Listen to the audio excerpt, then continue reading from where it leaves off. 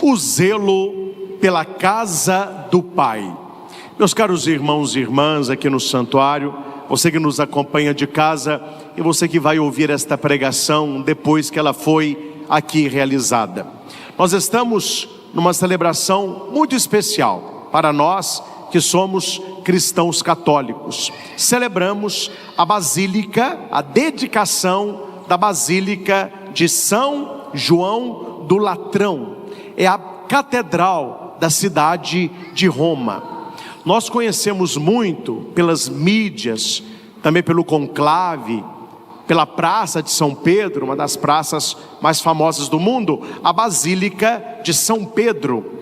E muitas pessoas acham que esta basílica é a principal igreja do mundo, e não é. É uma das basílicas papais.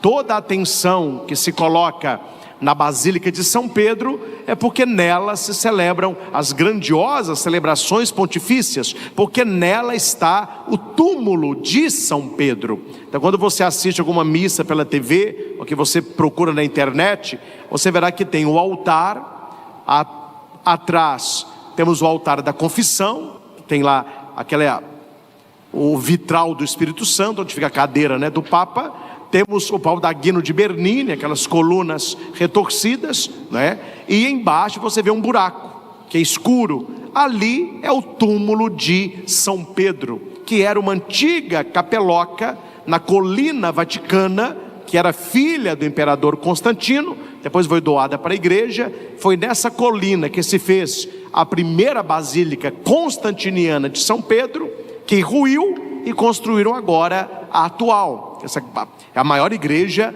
do mundo. Ela tem a sua importância por nos levar à origem da nossa fé católica, que é o apóstolo Pedro. Mas quando se fala da Basílica Lateranense, que era da família dos Lateranos, que deu de presente ao Papa Silvestre, ali se construiu no século IV a catedral da cidade de Roma. E por que essa igreja ela preside todas as outras? Porque o Santo Padre, o Papa, ele é um bispo. A igreja tem 3 graus da ordem: o diaconato, o presbiterato e o episcopato. Não tem uma outra ordem. São os diáconos, os padres e os bispos. E há divisão nessas ordens. Quando nós falamos do episcopado, o Papa Leão é um bispo, igual ao nosso bispo, Dom Giovanni. Os bispos se igualam no episcopado. Entre os bispos, tem aquele que vai cuidar de uma região maior, ligada a uma diocese mais antiga, que recebe o título de arquidiocese. Então, esta diocese, ela cuida das dioceses ao redor em questões de unidade. E por ser uma arquidiocese, quem a preside é o arcebispo. Nós somos diocese, então nós temos um bispo. Nós pertencemos, na questão territorial e questão de respeito e congregamento da região, a arquidiocese de Belo Horizonte. E o arcebispo é Dom Valmor. Então, por isso que nós somos uma igreja particular, a Diocese de Divinópolis, mas estamos neste contexto da Arquidiocese de BH. Por isso, Dom Valmor é chamado de arcebispo. Alguns bispos e arcebispos são convidados pelo Santo Padre a governar a igreja, num olhar mais atento a uma visão global. Estes bispos ou arcebispos recebem um título, são os cardeais. A cor do cardeal é a vermelha. A cor dos bispos, também dos senhores arcebispos, é o róseo. A cor do padre é o preto, Por isso a faixa da batina do padre é o preto e vai mudando de cor. Os cardeais auxiliam o Santo Padre no governo da igreja toda.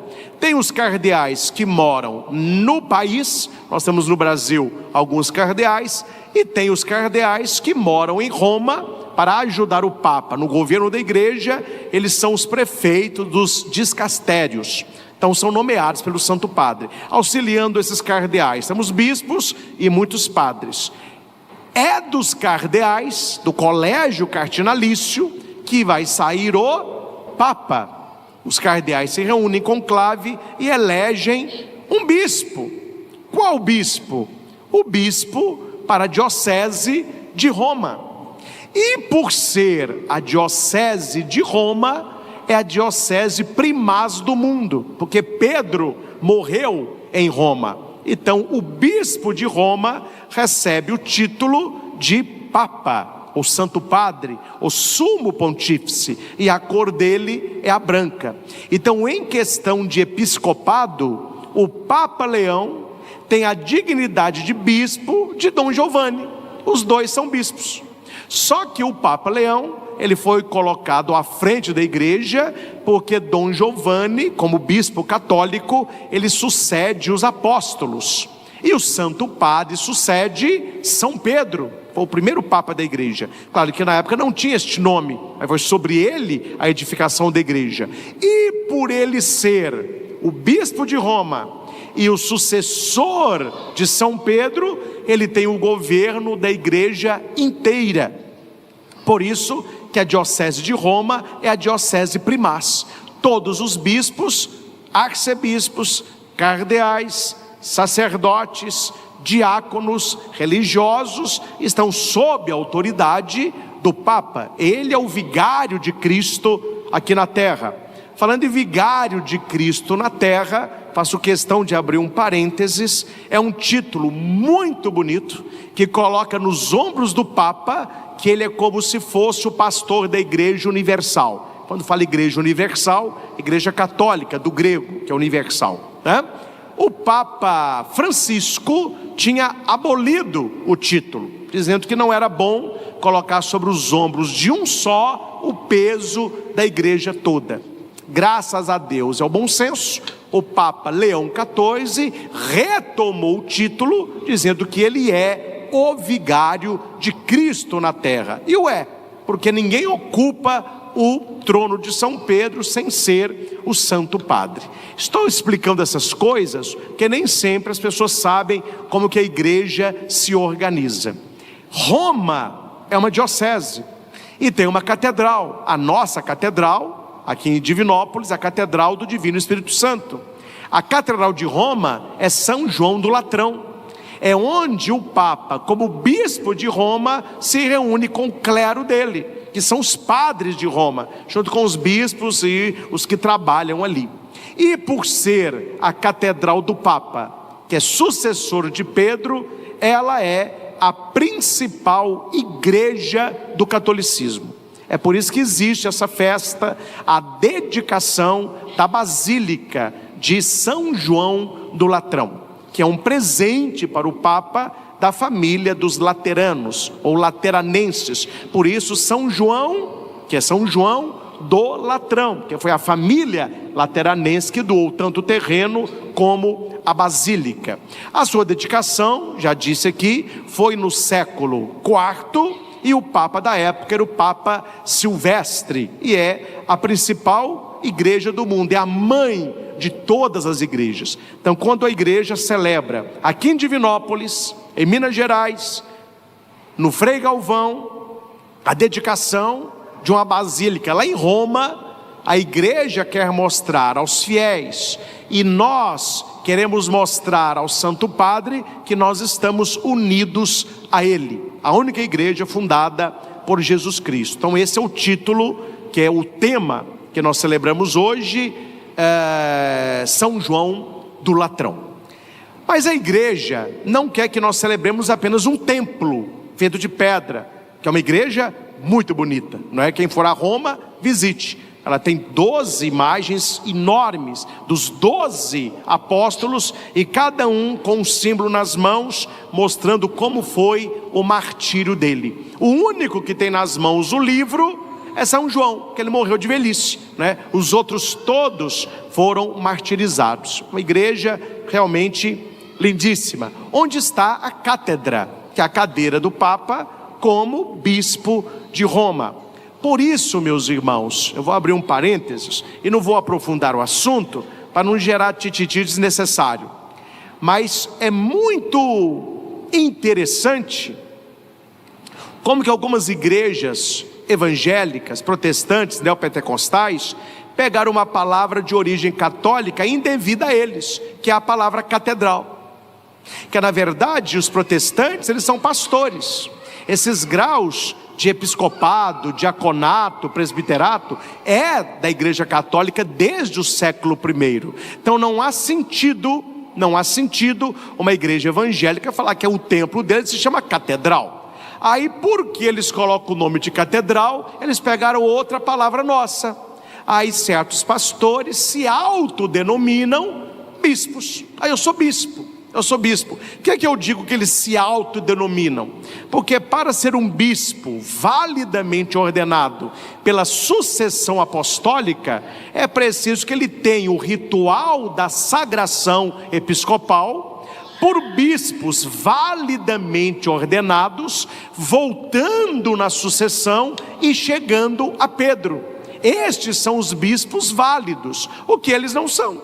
Então, na verdade, eles são pastores que pegaram o título de bispo para iludir os católicos menos estudados, para colocar em pé de igualdade com os bispos católicos romanos, o que não tem nada a ver. Na verdade, a igreja catedral é um título católico, porque na catedral está a cátedra, que é a cadeira do bispo, e só ele ali senta. Se você vai numa igreja evangélica, neopentecostal, que tem até o título de catedral, você nunca vai ver uma cátedra lá, porque não se tem o conceito de bispo como a sucessão apostólica que nós temos. É importante essa denominação para você entender o que é uma catedral católica, o que é um bispo católico e o que é também os irmãos, separados, também que pregam a palavra, etc. São pastores, missionários, mas não entendemos essa questão de usurpar da igreja católica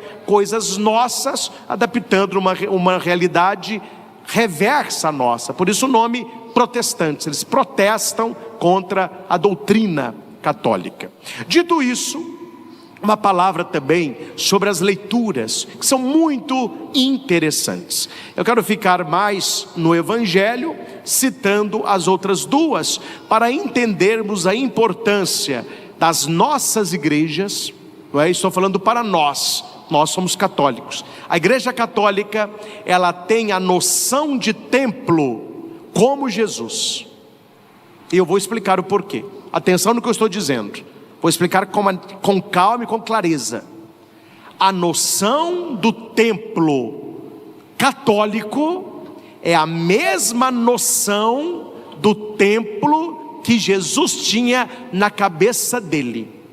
Para nós católicos, estou falando para nós católicos, é impensável você pegar um bar e fazer uma igreja. Fechou a igreja, abre um shopping.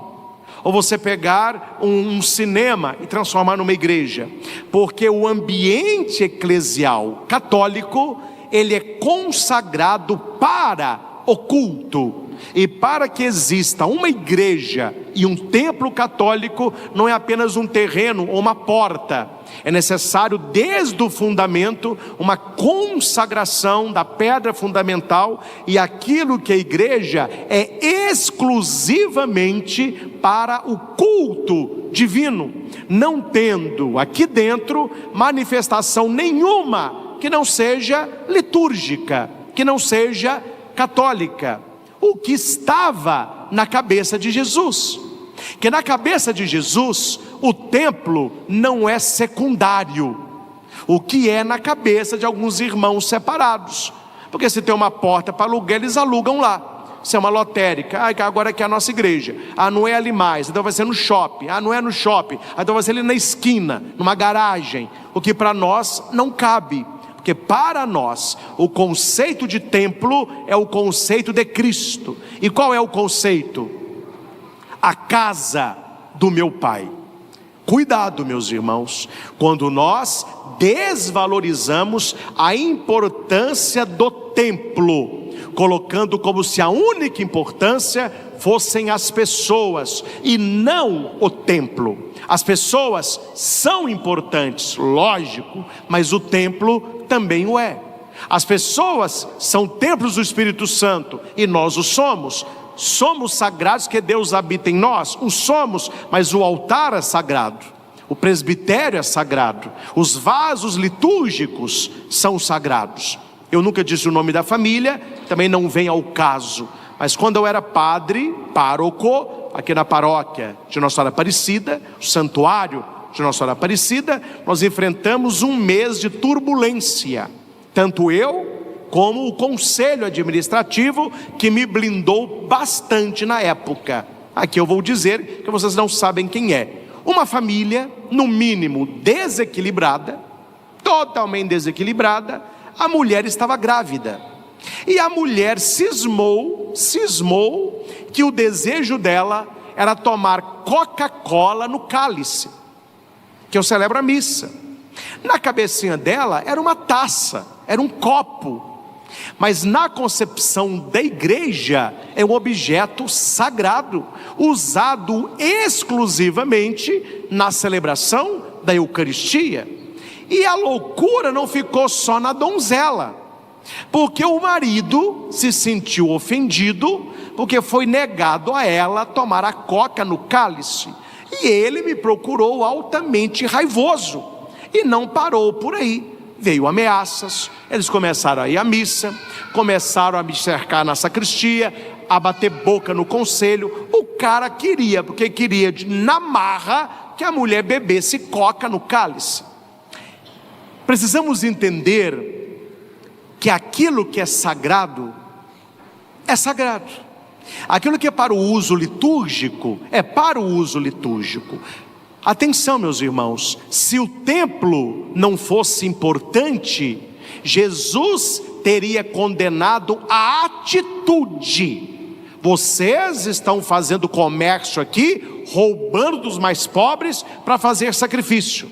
Saiam daqui, vocês estão corrompendo o meu povo. Jesus, o olhar de Jesus é porque eles transformaram o culto, o lugar do templo, onde Jesus fala, casa do meu Pai. Então Jesus mostra para nós que o templo é casa de Deus, e é verdade. Eu estou indo na casa de Deus, me encontrar com Deus, e ali não se pode misturar as realidades divinas com as realidades terrenas.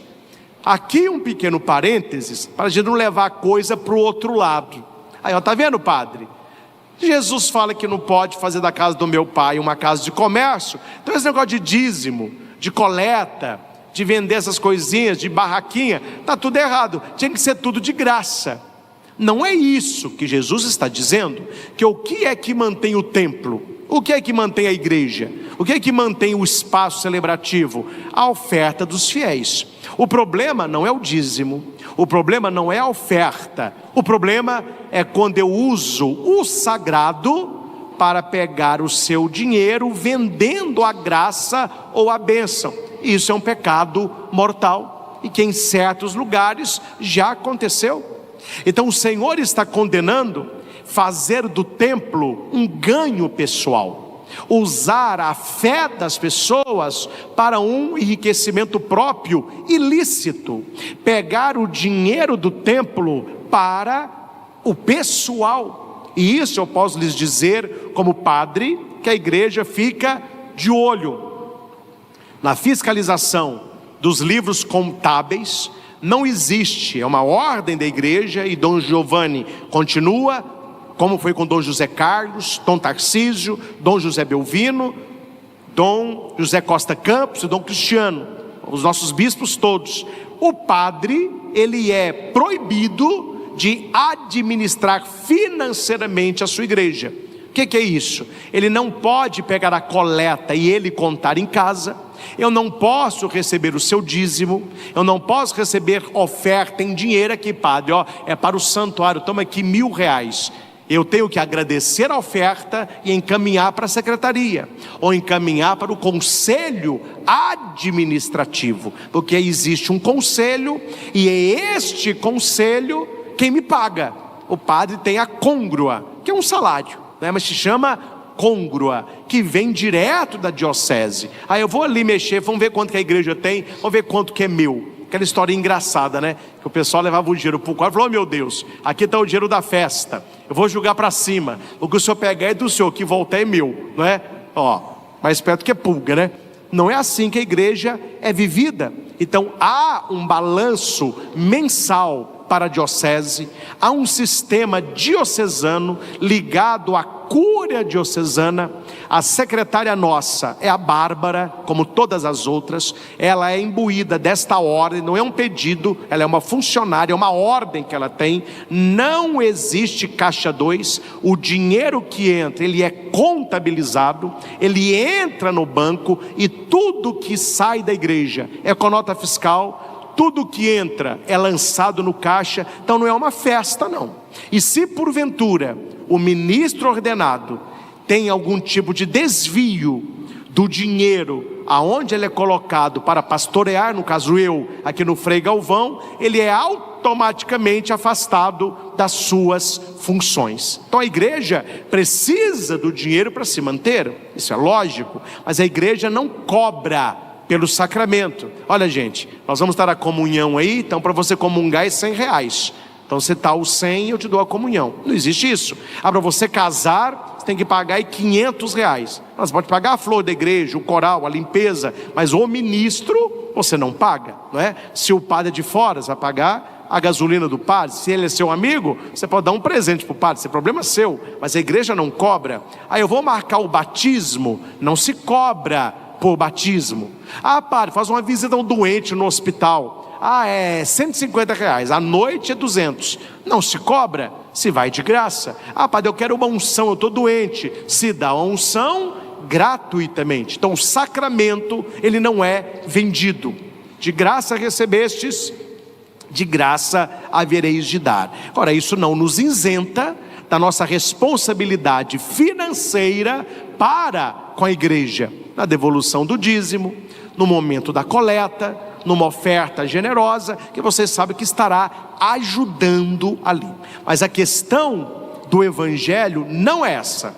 O problema ali não é que as pessoas estão doando, porque há um outro texto que contrapõe a esse. Só vamos lembrar. Lembra daquela viúva que ela vai ao templo e coloca uma moeda, e Jesus pergunta assim: quem foi que deu mais? Os ricos ou aquela viúva? Os discípulos ficaram calados. Jesus disse: aquela viúva, porque os outros deram o que sobrava, e ela deu a única moeda que ela tinha. Porque se fosse errado o que Jesus deveria ter dito, não vai dar moeda, é a única que você tem, compra pão. Quem você vai dar moeda? Não tem que dar moeda nenhuma. Não, na verdade ele coloca uma santidade na atitude da mulher, doando ao templo a única moedinha que ela tinha, com certeza por gratidão por algo que Deus fez na sua vida. Então todo o texto está dentro de um contexto. Então vamos lá para você entender o evangelho, que ele fica mais bonito e mais gostoso de escutar. Quando as pessoas iam no templo de Jerusalém, elas iam para fazer ofertas, sacrifício, que foi, atenção, instituído pelo próprio Deus, com Moisés, com Josué e os que vieram depois. Então, quando eles ofertavam um animalzinho, e aquele animal passava com um sacrifício expiatório, ou um sacrifício simples, ou o holocausto, é os três. Eu vou explicar: sacrifício expiatório, sacrifício simples e holocausto, eram os três que existiam. Antes é preciso entender uma coisa: a moeda que eles lidavam no dia a dia era a moeda romana. Tanto que Jesus vai perguntar: quem está nessa moeda aí? É lícito pagar o imposto ou não? Quem está nessa moeda aí? É César. Dê a César o que é de César, e a Deus o que é de Deus. Dentro do templo, atenção, não se comercializa com moedas do império. Então tinha as moedas do templo, que era uma moeda dedicada ao sacrifício. Então a pessoa entrava no templo, se a pessoa era pobrezinha, ela ia comprar 2 rolinhas, 2 pombinhos. Se a pessoa tinha uma condição melhor, ela ia comprar uma ovelha, um cabrito. Se a pessoa tinha uma condição rica, ela ia comprar um touro. Então era os animaizinhos, um par de rolinhas, um carneirinho, uma ovelhinha ou um touro. É igual hoje, né? Não mudou, isso aí não mudou muita coisa não. Está numa festa, chega uma pessoa no fusquinha, nada contra o fusquinha, mas a pessoa chega no fusquinha, no ninho, o pessoal olha e fala assim: chegou mais um ali, pobrezinho ele. Aí chega alguém num carro melhor, todo mundo, aquele ali tá melhor, hein? Aquele que chegou no fusquinha, 2 rolinhas, carro melhorzinho ali já é uma ovelha, hein? Aí chega alguém no carro importado, é caro, porta pra cima, neon, todo mundo, aquele ali tem bala na agulha, hein? É o touro. Era assim, os pobrezinhos estavam com as rolinhas, todo mundo, isso aí é pobrezinho. Alguém puxava uma ovelha, essa família aí tá bem, hein? Mas quando entrava um touro, meu filho, porque era caríssimo. E o que a pessoa deveria fazer? Aí que entra os cambistas, que Jesus vai chutar as bancas. Quem eram os cambistas? Eles ficavam no átrio. O que é o átrio? Tem o pátio, o átrio, que é entre o templo e o pátio, e depois o templo. Então no átrio, você chegava com as moedas romanas e falava: eu quero ofertar uma ovelha. Fale tanto. Ele pegava a moeda romana e dava, o cambista trocava pela moeda que podia usar no templo. Está aqui o dinheiro para você usar no templo. A pessoa com o dinheiro trocado, ele entrava no templo e comprava a ovelha, ou comprava o touro, ou 2 pombinhos. Lembrem, na apresentação de Jesus no templo, São José leva uma gaiolinha com 2 rolinhas, para mostrar que eles eram pobres. A única coisa que eles conseguiram comprar foram 2 rolinhas, 2 pombinhos, né? E o que os cambistas faziam? Entendeu? Vou falar figuradamente. No Japão teve um tsunami. A água lá era como se fosse R$10. Depois do tsunami, ela foi para R$2 para ajudar as pessoas. No Brasil, vocês lembram, né? Lá no sul, não vamos para muito longe não, aqui em Divinópolis, no tempo do coronavírus, o álcool era R$2,50. Falou que era para passar álcool na mão, 9, 15, 25. A noção é isso. Este é o problema do cambista, porque ele sabia quanto custava a pombinha, ele sabia quanto custava a ovelhinha, ele sabia quanto custava o touro. Até aí não há problema nenhum, porque é um sacrifício que deve ser comprado, porque os animais custam. Só que o cambista carregava no lucro, porque ele sabia que X da moeda local valia tanto X do dinheiro do templo. Ele comprava um dinheiro a mais, vamos supor, tantas moedas romanas, 10 moedas romanas equivalem a, vamos supor, 7 moedas no templo. Ele passava 5 para a pessoa e 2 ia para quem?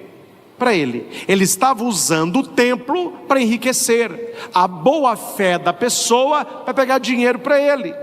Quando Jesus chega e vê aquele desfile, qual que é o desfile? Os pobrezinhos com a rolinha no fim da fila, os com a ovelhinha esperando a hora, e os com o touro sendo ovacionados. Ele falou: não, igreja não é para isso, a casa do meu pai não é para isso. Isso aqui não há adoração, aqui não há sacrifício, aqui existe comércio.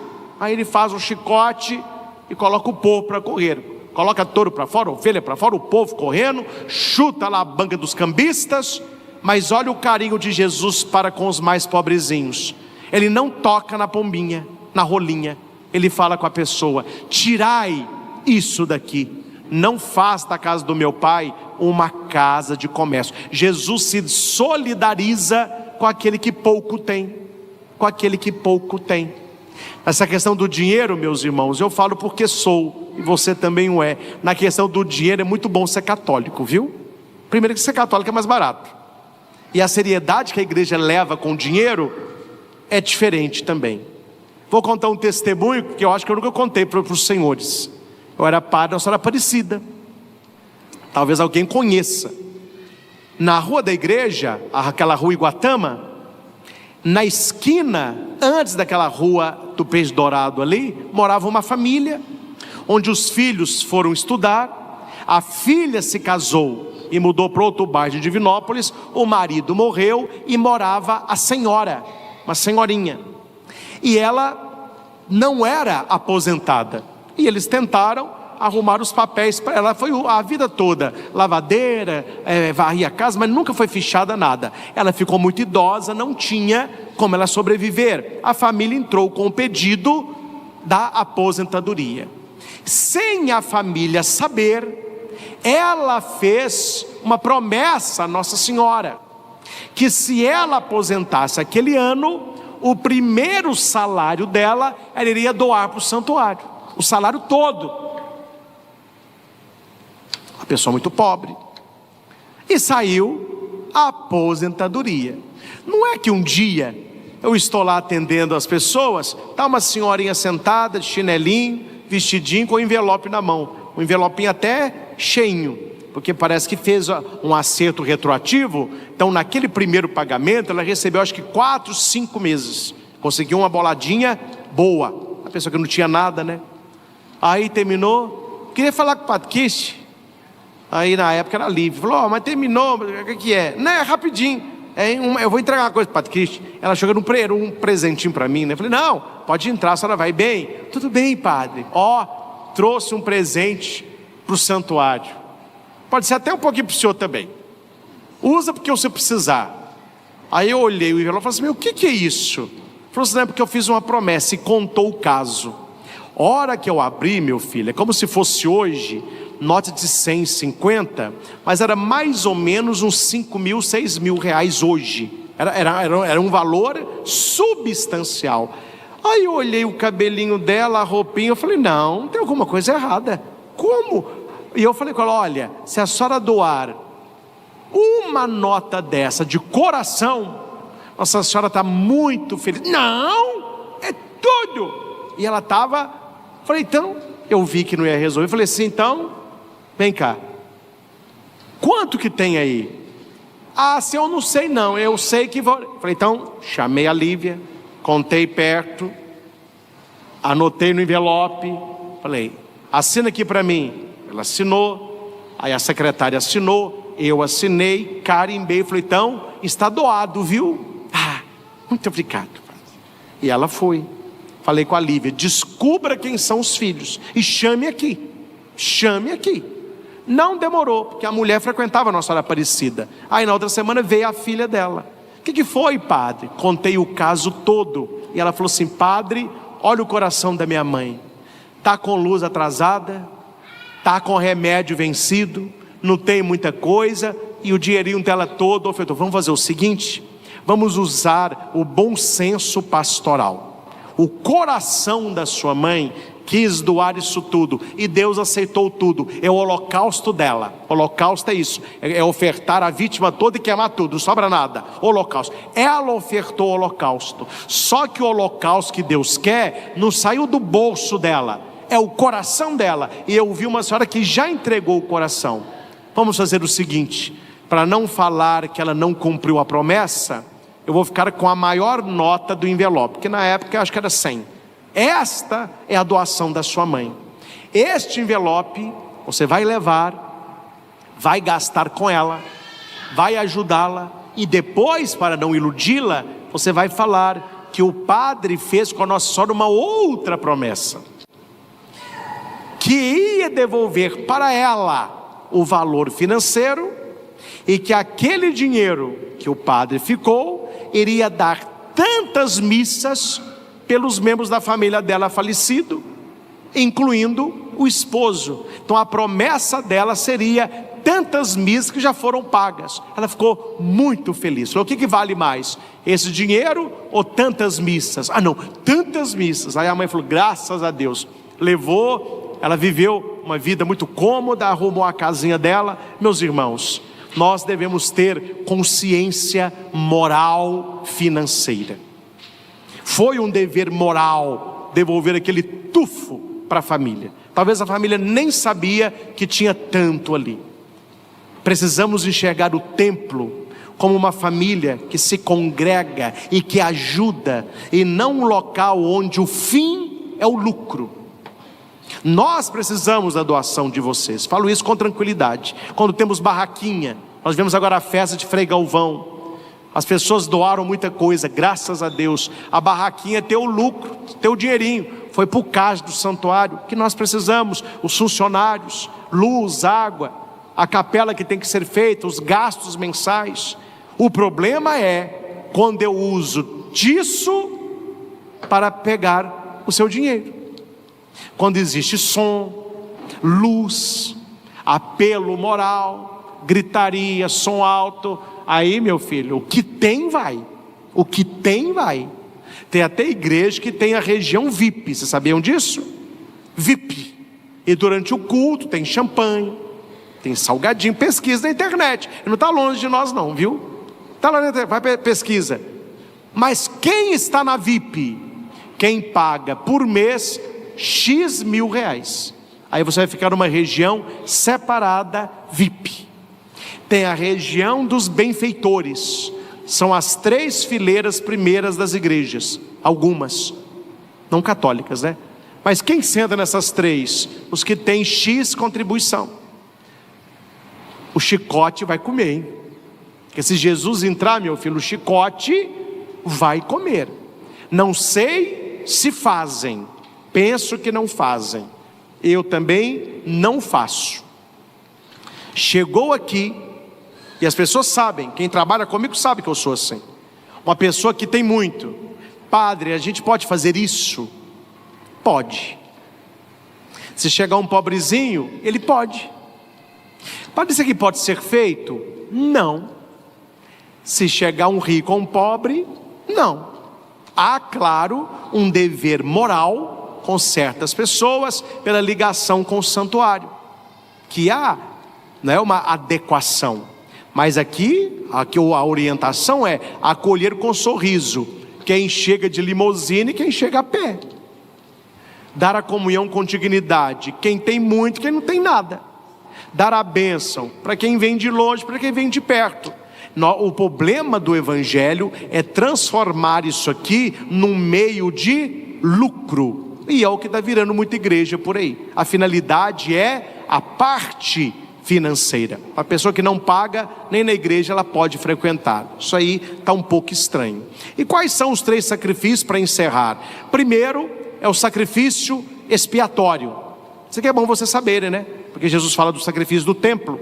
Seja rolinha, seja ovelhinha, um touro, como que é o sacrifício expiatório? A pessoa vai com o animal, apresenta ao sacerdote.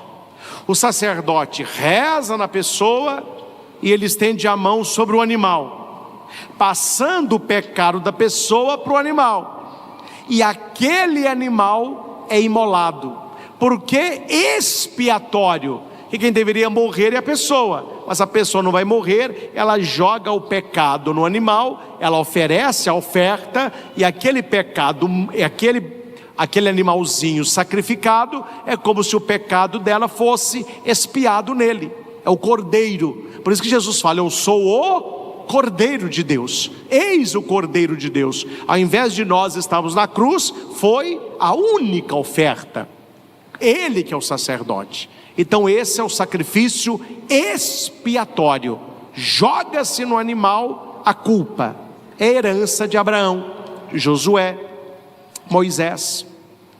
Temos o sacrifício simples. Qual é o sacrifício simples? A pessoa comprava uma ovelhinha, ela tinha não agora o perdão dos pecados, ela tinha um desejo, um sonho, uma prece, uma intenção. Então é sacrifício simples. Ele comprava a ovelhinha e oferecia ao sacerdote. Metade da ovelha ia para o sacrifício, a outra metade era do sacerdote. Ele ia comer aquela oferta, é a carne que ele podia comer. Depois vocês leiam lá os filhos de Eli. Por que eles foram condenados? Que eles pegavam para eles a carne do sacrifício expiatório. Ele só podia comer a carne do sacrifício simples. Só que as melhores eram para o expiatório. Então eles pegavam um gancho, iam lá na fogueira, pegavam as carnes melhores e comiam. O pai sabia e não falou nada. Era que o pai era um sacerdote, hein? A confusão já estava na época, né? Então o sacrifício simples era assim: matava o animal, o sacerdote não oferecia a pessoa, e o sacerdote se oferecia para a pessoa, porque ele comendo metade do animal, é como se ele se oferecesse naquele animal. Aí estava o embrião do sacerdócio hoje. Eu não preciso morrer na cruz derramando o meu sangue, mas eu na consagração faço as vezes de Cristo de maneira incruenta para que ele esteja nas espécies eucarísticas. É o Antigo e o Novo Testamento. E nós temos o holocausto. Quando fala holocausto, é fogo. Pega a rolinha, pega a ovelha, pega o touro e queima tudo. Holocausto, tudo é para Deus. Então queima tudo, é um ato de adoração. Eu quero adorar a Deus. Então está aqui meu animal, queime-o para mostrar a Deus o meu louvor. É daí que vem o uso do incenso. Quando o animal queimava, para não ficar aquele cheiro de carne queimada, carne crua queimada, o sacerdote jogava incenso. Aí sai aquela fumaça junto com o animal. O sacerdote falava: como essa fumaça sobe ao céu, que suba ao céu o holocausto que vocês oferecem, a adoração de vocês. Porque a igreja mantém o turíbulo com incenso. Estes são os sacrifícios. O que acontece no Evangelho? Logo que Jesus expulsa os vendilhões, alguém pergunta para ele: mas que autoridade você faz isso aí? Que sinal você me mostra para entrar aqui e sair fazendo o que você está fazendo? Jesus disse: destruí este templo e eu o levantarei em 3 dias. Olha aí a passagem. Jesus fala que o templo é a casa do seu pai, mas que por excelência ele era a Shekinah, a casa de Deus, a tenda de Deus. Ele está falando do seu corpo, que eles vão destruir este templo, mas em 3 dias ele ressuscitaria. Na segunda leitura nós ouvimos uma proclamação maravilhosa, que o templo é a casa de Deus, que Jesus é o verdadeiro templo e que nós somos também templos do Espírito Santo.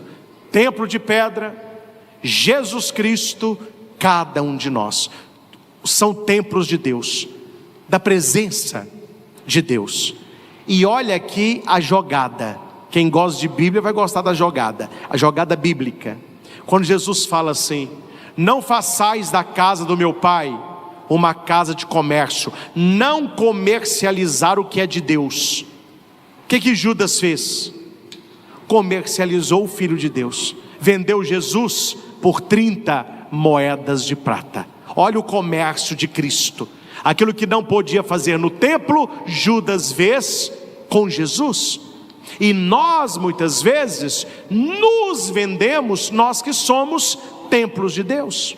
Vendemos o nosso corpo, vendemos o nosso voto, vendemos o nosso silêncio, vendemos a nossa posição social, vendemos o nosso interesse, traímos as pessoas por causa de dinheiro. O dinheiro, ele é perigoso porque não chega, o dinheiro nunca chega e o dinheiro atrai.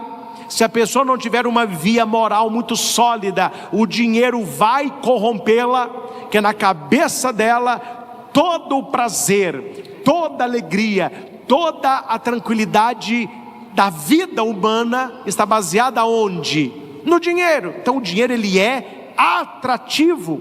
Então é muito normal não é desconfiança, é normal. É muito normal quando a diocese pede ao santuário a prestação de contas. É algo normal. É muito normal quando uma empresa pede ao setor fiscal da empresa o balanço financeiro. É uma coisa normal. É normal quando o governo pede para você a sua prestação de contas no imposto de renda. Você vai ter que prestar conta ali, e aquilo que é dele, meu filho, o leão vai levar. Isto é assim que funciona. Mas a questão maior é: eu não posso me vender, e eu não posso vender muito menos a minha fé. Cuidado, meus irmãos, com aquilo que envolve fé e que entra o financeiro.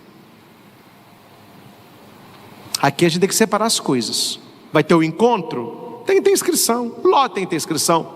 Vai dormir, vai comer, tomar banho, tem apostila, tem que pagar. O problema é quando você está comprando a bênção.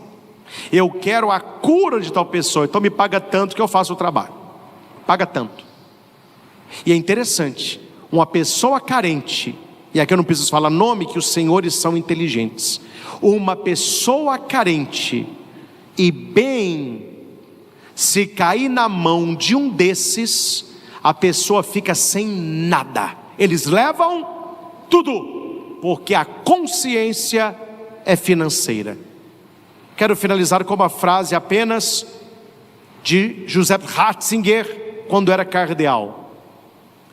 Quanto se manipula a religião por interesse pessoal e financeiro, é sinal que o coração virou mercado. Não vamos deixar o nosso coração virar mercado.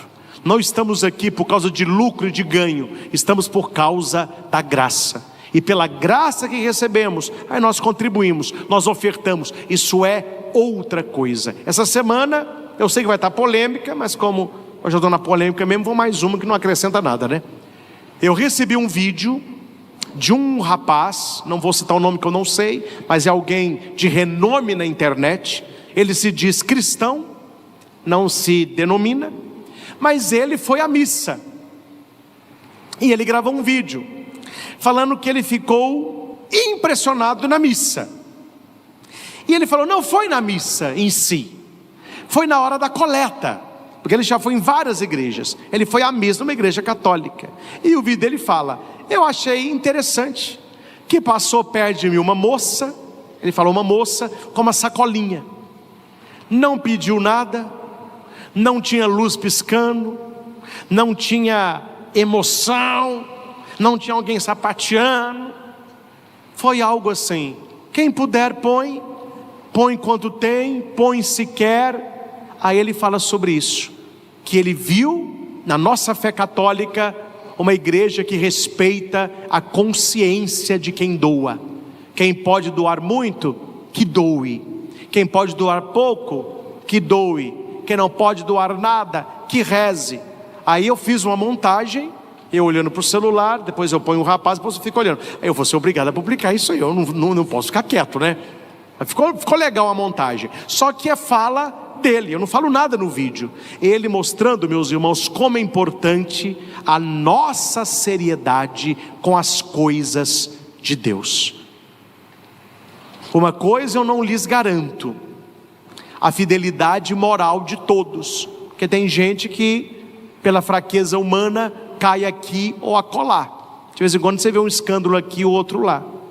Mas uma coisa eu posso lhes afirmar, a nossa formação, tanto seminário como junto ao bispo diocesano, na questão administrativa, na questão do respeito ao sagrado, na questão financeira, é vista por nós, ministros ordenados, com muita seriedade. E eu falo muito para as pessoas do santuário, principalmente secretária e o dinheiro que sai.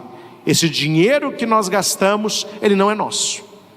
O dinheiro que está na conta do Frei Galvão, ele não é nosso, é da comunidade, ele é administrado por nós. Porque a gente não pode ficar gastando a rodo. De vez em quando, eu sei. As pessoas falam assim, o Padre Cristian não compra. Vamos comprar flor, vamos comprar, mas vamos fazer 2 arranjos, precisa comprar. R$1.000. Vamos comprar Daniel dali que é o sacristão nosso, ó. Vamos comprar vela. O que o Daniel faz?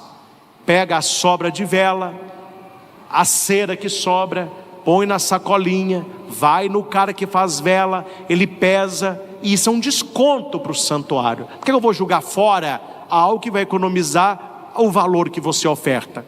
Eu pego no pé. Não tem jeito no santuário, desliga o ventilador. Vou ficar gastando energia para quê?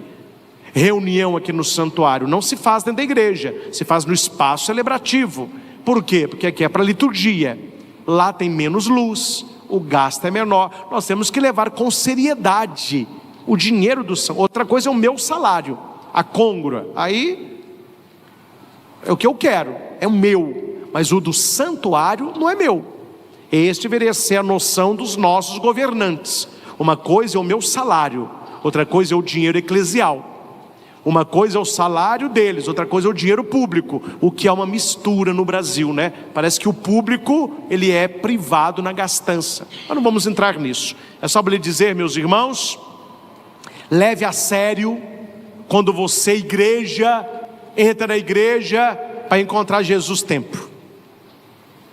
Jesus é templo de Deus. Esse lugar que nós estamos é casa de Deus. E eu tento fazer o melhor. Se não fiz melhor, é nas nossas incapacidades humanas mesmo. Mas eu tento caprichar.